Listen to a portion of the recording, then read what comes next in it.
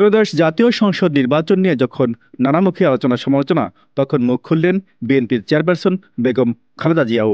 অন্তর্বর্তী সরকারের উদ্দেশ্যে তিনি বলেছেন, রাষ্ট্র মেরামতের ন্যূনতম সংস্কার দ্রুত সম্পন্ন করেই নির্বাচন দিন।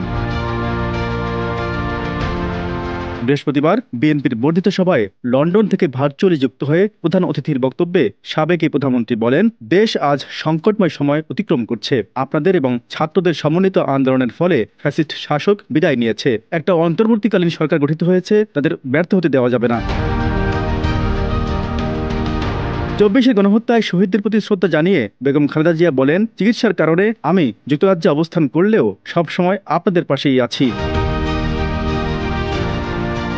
সংক্ষিপ্ত ভাষণে বেগম খালেদা জিয়া দলীয় নেতাকর্মীদের উদ্দেশ্যে বলেন, দীর্ঘ 15 বছর গণতন্ত্রের জন্য, আমার মুক্তির জন্য আপনারা যে নিরন্তর সংগ্রাম করেছেন এবং অসংখ্য নেতাকর্মী প্রাণ দিয়েছেন, গুম নির্যাতনের শিকার হয়েছেন, এই ত্যাগ শুধু দল নয়, চিরকাল স্মরণ রাখবে এই জাতি।